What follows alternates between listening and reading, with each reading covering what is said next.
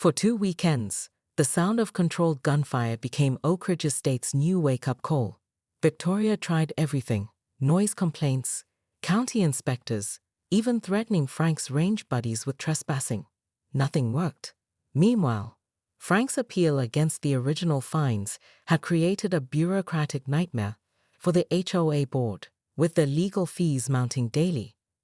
Victoria's nuclear option arrived in a certified letter: cease all firearm discharges immediately or face law enforcement into the entire. Frank pinned it to his refrigerator with a smiley face magnet.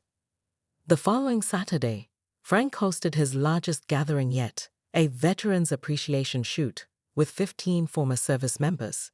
They were comparing long-range shots when 2 Sheriff's Department vehicles rolled up Frank's driveway, light bars flashing. Sheriff Mike Callahan stepped out, followed by a young deputy. Victoria Kensington stood triumphantly behind them with 3 HOA board members flanking her like a victorious general with her officers. "Mr. Donovan," the sheriff began officially, "we've received multiple reports of..." His voice trailed off as he surveyed the range. The sheriff walked the perimeter, inspecting the berms, the backstops, the safety protocols posted on laminated cards. "Frank, this is impressive," he finally said, voice lowered. "Military-grade setup. 3rd Battalion, 75th Ranger Regiment," Frank replied quietly. The sheriff's eyes widened. "Camp Merrill, 1994? Frank nodded slowly. "You pulled our squad out when that mission went sideways in." "Buy you a coffee sometime. We can catch up?" Frank interrupted, nodding toward Victoria. The sheriff understood immediately. He raised his voice. "Well, everything appears to be in compliance with county ordinances. Very professional setup." Victoria stepped forward, waving her phone. "But Sheriff, the noise, the danger, there are children in this community." Sheriff Callahan turned to his deputy. "Deputy Rodriguez, please conduct the standard range safety inspection." The young deputy grinned. "Yes, sir. Will I need to test fire to verify the backstop integrity?" "Absolutely. Multiple calibers. Take your time." Victoria's jaw dropped as she watched the sheriff remove his service weapon and accept ear protection from Frank. "This is absolutely unprofessional. I'm calling the county commissioner." "Ma'am," Sheriff Callahan said calmly, "I'm conducting..." Frank's hands shook as he read the HOA notice. After 25 years diffusing tensions in global hotspots, he was being fined for honoring fallen comrades on his own property. Linda found him staring at his service medals. The HOA letter crumpled beside them. "Don't you dare go to war with these people, Frank," Linda warned, knowing the look in his eyes.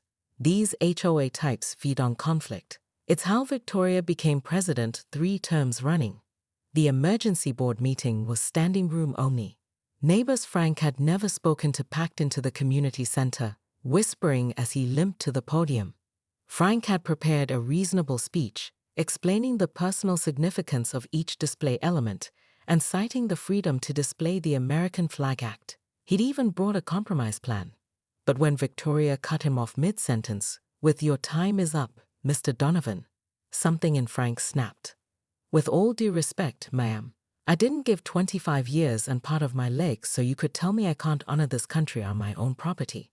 The room fell silent.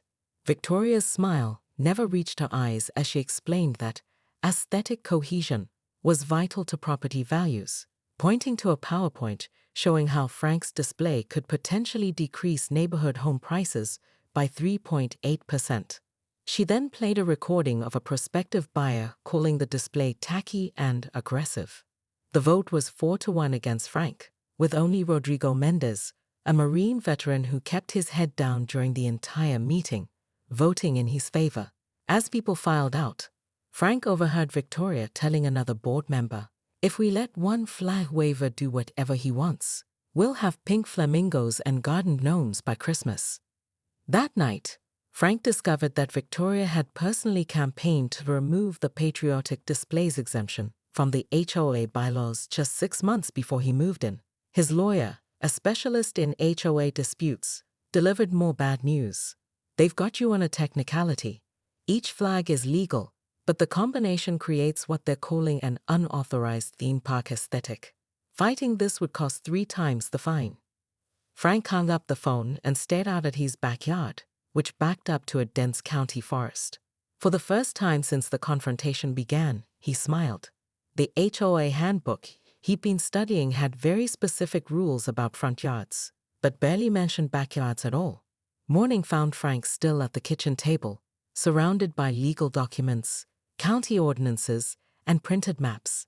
Linda placed a coffee mug beside him, noticing the gleam in his eye that usually preceded trouble.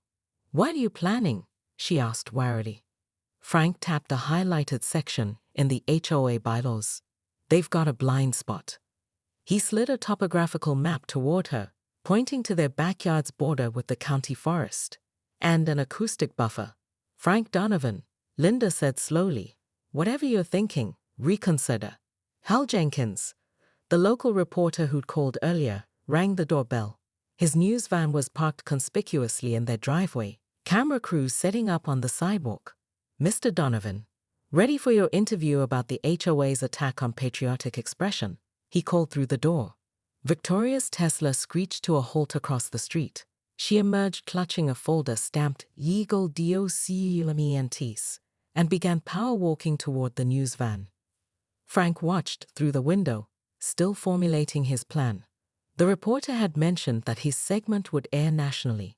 Victoria was now arguing with the camera crew, gesturing angrily toward Frank's display. Rodrigo Mendez called Frank's cell phone. "I've been removed from the architectural committee," he said without preamble. "Victoria says I'm compromised by military bias. Listen, Frank, she's building a legal case to place a lien on your home if you don't comply." Frank thanked him and hung up. His decision made. He would comply, technically. He'd dismantle his front yard display, pay the minimum required deposit on the fine, and file the appeals paperwork to buy time. But compliance didn't mean surrender. He dialed a number he hadn't called in years. "Jake, it's Frank Donovan. Remember that favor you owe me from Kandahar? I need construction materials, off the books, and I need to know exactly how close to my property line I can build a recreational facility." At 4 a.m., Frank sat in his darkened study surrounded by HOA documents, county ordinances, and property maps spread across his desk like battle plans. His military training had taught him to find the opponent's blind spot. He'd highlighted an interesting gap, while the HOA handbook dedicated 43 pages to front yard restrictions. Backyard regulations were confined to a single page of vague guidelines about appropriate recreational facilities. Even more interesting, his property backed up to a 200-acre forest preserve owned by the county, land that couldn't be developed and provided a perfect natural sound barrier. Frank dismantled his front yard display with military precision, placing each item in careful storage. He paid exactly $1,000 as a good faith deposit on his fines, while formally disputing the rest through a 30-page appeal that would tie up the HOA board for months. Then he got to work on phase 2. He contacted Rodrigo Mendez, the dissenting board member.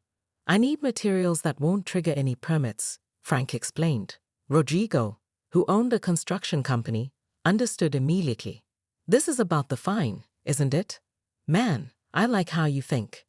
Over the next 3 weeks, the two veterans worked from sunset to sunrise. They constructed 3-tiered earthen berms, reinforced with railroad ties. They installed professional-grade backstops, bullet traps, and a covered firing line with bench-rest stations. Frank's old military contacts supplied acoustic dampening material, fallen off a base renovation project. Every element was meticulously built to exceed county safety regulations while staying just under permit requirements. The range costs $7,850, still less than his outstanding HOA fines.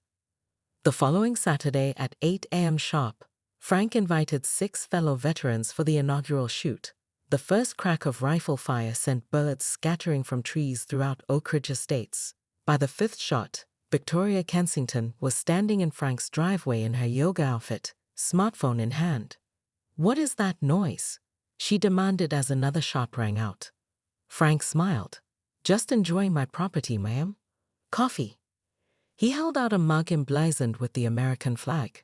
Within an hour, Victoria had called an emergency HOA meeting by text.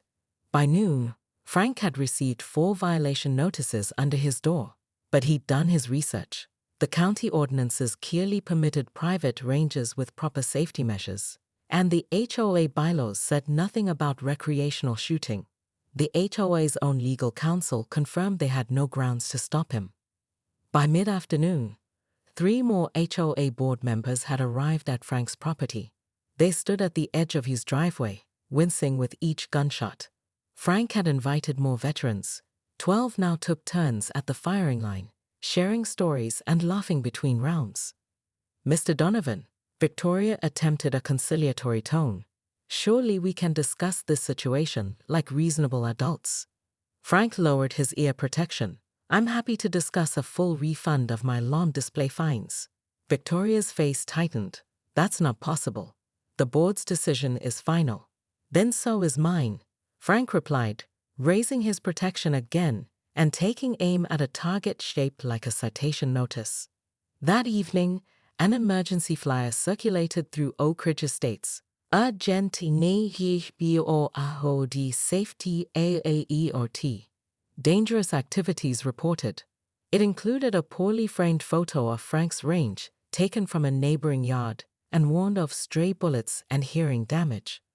Frank's phone rang continuously. Neighbors worried, curious, or supportive. Mrs. Abernathy even dropped by with fresh cookies for the young men protecting our freedoms. At sunset, Rodrigo called with insider information. Victoria's consulting their lawyer about emergency injunctions, citing imminent community danger. "But the attorney says you've covered all your bases. What's her next move?" Frank asked. "She's calling the sheriff's department," Rodrigo replied. "Claims your range threatens public safety." Frank smiled as he hung up. He'd anticipated this move. In fact, he was counting on it. Sheriff Mike Callahan had been 2 years behind Frank at West Point, and they'd served together before Mike returned home to law enforcement. Frank hadn't mentioned this connection to anyone, not even Rodrigo. He dialed the sheriff's personal number. "Mike? Frank Donovan. Remember that range we talked about building? It's ready for inspection, and you might get some calls about it from a homeowners association." Sheriff Callahan chuckled. "Good timing. Just got off the phone with someone claiming a militia is forming in Oak Ridge Estates. Saturday good for a visit?" "Perfect," Frank replied. "Bring your service weapon and your personal collection." The HOA's emergency meeting, Monday night, was standing room only. Residents who had never attended before packed the community center, many wearing American flag pins. Victoria called for order as Frank entered with Sheriff Callahan and 12 veterans in matching range day t-shirts. "We have one item on tonight's agenda," Victoria announced. "The board will vote on pursuing legal action against Mr. Donovan's disruptive and dangerous shooting range." The HOA's attorney cleared his throat uncomfortably. "Before we proceed, I should inform the board that after extensive research, Mr. Donovan's range is unquestionably legal. Furthermore, attempting to create new bylaws retroactively would expose the HOA to significant legal liability." He slid a document toward Victoria, especially in light of this. It was Frank's formal complaint, alleging selective enforcement and discrimination against veterans, accompanied by an invoice for $10,450, the exact amount of his original fine, for consulting services rendered to identify critical gaps in HOA security protocols. Frank stood. "An offer. I've documented 17 security vulnerabilities in Oak Ridge Estates, from inadequate camera coverage to easily bypassed gate codes. As a security consultant, my fee exactly matches my outstanding fine." Before Victoria could respond, the community room door opened. A reporter from the local newspaper entered with a photographer. "Hope I'm not late," she smiled. "I'm doing a feature on community conflicts. When HOAs overreach." Mr. Donovan's story about being fined for patriotic displays, while the chairman's own unapproved koi pond remains unpenalized, seemed newsworthy. A murmur swept through the room as heads turned toward Victoria. Her unauthorized water feature had somehow escaped the scrutiny she applied to others. Dave, the accountant, stood up. "I've been going through the HOA financial records," he announced. "Did everyone know we've spent $23,457 on legal fees pursuing violations this year, while the community pool renovation remains unfunded?" Another neighbor rose. "My daughter's Girl Scout troop was denied permission to plant a community garden, but Victoria's landscape renovations were fast-tracked without review." The floodgates opened. Years of accumulated resentment poured forth as neighbor after neighbor shared stories of selective enforcement and petty tyranny. The meeting descended into chaos, with Victoria struggling to maintain order. Frank caught her eye across the room and nodded toward the exit. Their conversation in the parking lot was brief but decisive. "Here's my proposal," Frank said quietly. "I'll implement all the sheriff's noise abatement recommendations and limit shooting to reasonable hours. I'll even serve on a community safety committee to address legitimate concerns. You waive my remaining fines, create reasonable guidelines for patriotic displays that respect both property values and veterans, and establish a Veterans Advisory Committee to prevent this kind of conflict in the future." "Why should I agree to anything?" Victoria crossed her arms. Frank held up his phone, showing photos of her koi pond installation. "Because your water feature required county permits you never obtained, and because Sheriff Callahan's brother-in-law chairs the county zoning board." Victoria's shoulders slumped slightly. "You've thought of everything, haven't you?" "No," Frank replied. "I never thought we'd be enemies. We both served, just in different ways. You protect property values. I protected something larger. There's room for both." 3 months later, Oak Ridge Estates unveiled its new Community Pride Guidelines, co-authored by Frank and, surprisingly, Victoria. The document struck a balance between aesthetic standards and personal expression, with special provisions for holiday and patriotic displays. Frank discovered that Victoria's father had served in Vietnam, but rarely spoke of it, a connection that formed the basis of an unexpected understanding between them. The newly formed Veterans Advisory Committee, with Frank as chair and Victoria as HOA liaison, became a model for other communities facing similar conflicts.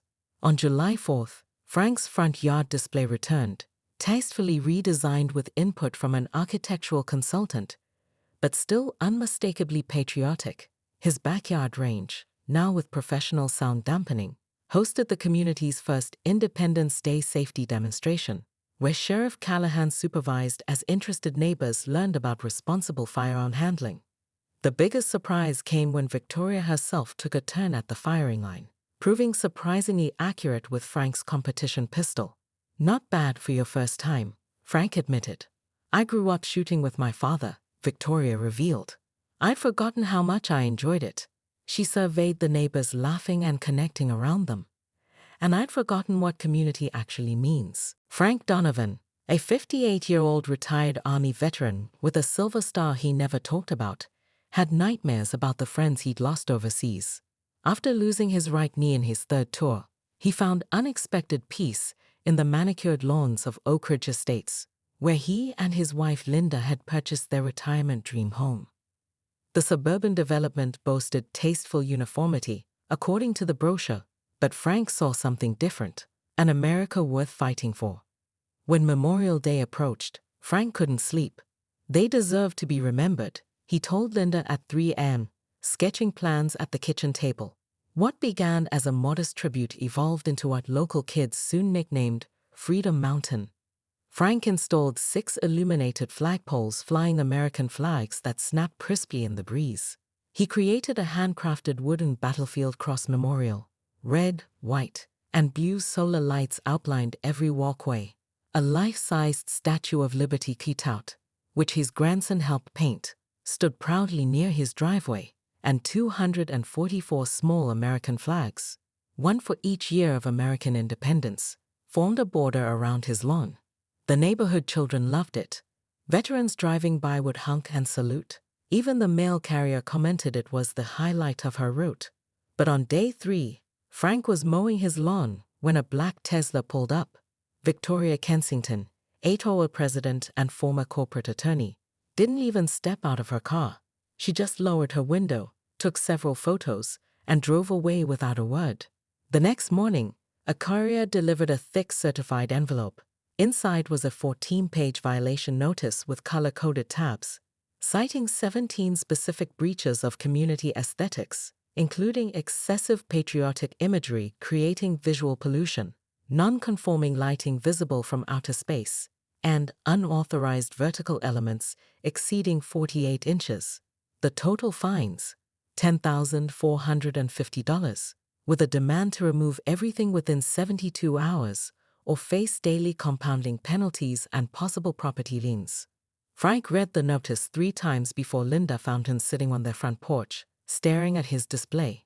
His weathered hands trembled slightly as he passed her the letter. $10,000. Linda whispered, her reeling glasses perched on the end of her nose. 4 flags? Frank, this has to be a mistake. Frank shook his head. No mistake. Victoria's been looking for a reason to make an example of someone. Guess I'm it. That evening, neighbors began to stop by. Old Mrs. Abernathy from 2 doors down brought lemonade and stood admiring the display. My Harold would have loved this, she said, referring to her late husband, a Korean War veteran. Don't you dare take it down. Rodrigo Mendez, the only veteran on the HOA board, drove by slowly, giving Frank a subtle thumbs up through his window while looking around nervously.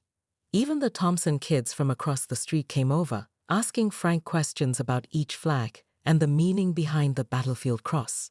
Their father, a corporate executive who barely acknowledged Frank most days, lingered awkwardly at the edge of the lawn before finally approaching. It's a bit much, he offered, hands in his pockets. But Victoria's gone too far with this fine. Way too far. As sunset approached, Frank plugged in the display's lights, illuminating his tribute against the darkening sky. The small crowd that had gathered let out appreciative murmurs. Frank felt a sense of purpose he hadn't experienced since retirement. His phone rang. It was Hal Jenkins, a local reporter who'd heard about the confrontation brewing in Oak Ridge Estates. Mr. Donovan, I understand the HOA is trying to shut down your Memorial Day display. Any comment on the $10,000 fine? Frank looked at Linda, who was shaking her head in warning. He knew he should tread carefully. Victoria Kensington hadn't become a successful corporate attorney and 3-term HOA president by backing down from fights. But as Frank gazed at his display, each element honoring someone he'd served with, some who never made it home, he made his decision. Tell your readers this, Frank said firmly into the phone. In America, we don't fine people for showing respect to those who died for our freedom. And I'm not taking down a single flag.